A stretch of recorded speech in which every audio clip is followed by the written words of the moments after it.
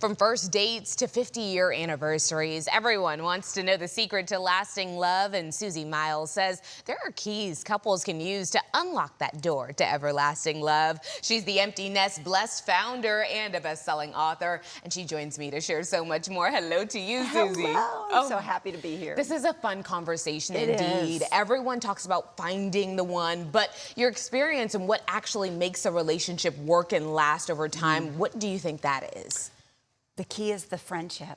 Yes. The best friendship. You I really agree. have to work on that. Yes. And I think that means being a good friend, being intentional, spending time together, being a good listener. Sometimes the people we love the most, we treat the worst. But really work on that friendship. Be a good friend. You are not wrong when I say the person who is in the closest vicinity usually catches most of the wrath, even when it's not their fault. No. And most of the times that's where you find yourself in relationships. And so what would you say is the first key to everlasting love for a couple who maybe is either in their 50-year anniversary or about to walk down the aisle? I mean, I think it's choosing to turn toward each other. Life is hard. There are ups and downs. And in hard times, think of yourselves facing each other and making a circle, holding hands. We choose to turn toward each other, not away, not outside of the marriage, even to talk to your mama, your best friend, your sister. That's a big one. Choose each other.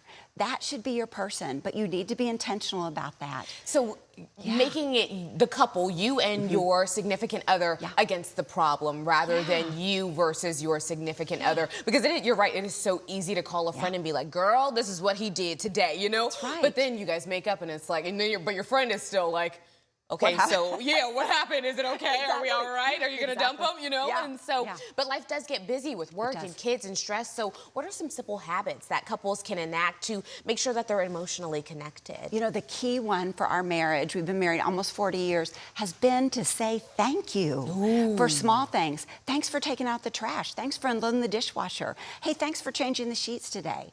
We say thank you for the little things, and it puts you in the habit of looking for gratitude and things to be grateful for and noticing what your spouse is doing and really just saying thank you for those little things. Sometimes we just want to be seen. We want to be seen. And we want people to acknowledge the things that we're doing for the household, how we're contributing. Yes. And you're right, it's just that small of just saying thank you. for And it those makes little someone things. want to keep going, want to keep serving the family, want to keep serving the relationship. And so arguments happen, they happen all the time. It wouldn't be a real relationship without them, right? And so what separates healthy conflict from something that is slowly damaging the relationship? I think it's very important in conflict to keep the issue on the issue. The Bible says don't keep a record of wrongs. And you can't be like, well, this is just what you always do. Keep the issue, and then deal with it and move on. Keep short accounts, move on, and just maybe reassure each other, I'm not going anywhere, but we're gonna work through this, then we're gonna move on. And then let it go. And I think you have to let little irritations roll off you too. And realize that you're irritating sometimes. Yes, no, I mean, you're for probably real. not, but I probably am. No, trust me, girl, behind the scenes, you do not want to know. All right, let's talk about it. Second key to everlasting love for strong couples. I think it's to choose to grow together, looking for things that you have in common. Bob and I realized we loved babies. And so we started working in the church nursery, and we taught 2-year-olds Sunday school for 25 years. Every Sunday. That's incredible. And you know what? Bob loves golf. I do not want to learn golf, but he loves it when I go with him. So I just ride in the car, put on my cute golf outfit. I know that's right. And I walk the course, and I tell him how to improve on his swing, which is hilarious. Does he take the advice? No, because I don't know what I'm talking about.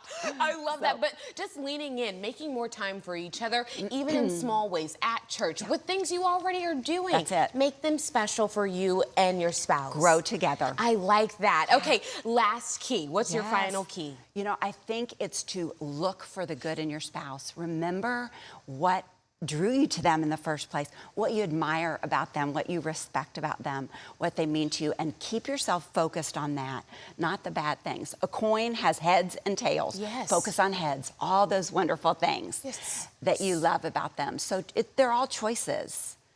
It is a choice. They're It is a choose- choice. yeah. Every day we make a choice, and we just have to do. choose to lean in and keep loving our person and to understand the person that they're evolving into, because the person you marry is not the person you have a No. 50-year anniversary But with. be intentional. Indeed. Thank you so much for being here this You're morning. These were actually welcome. really good tips, especially that one about not keeping a record of wrongdoing. That's a difficult one.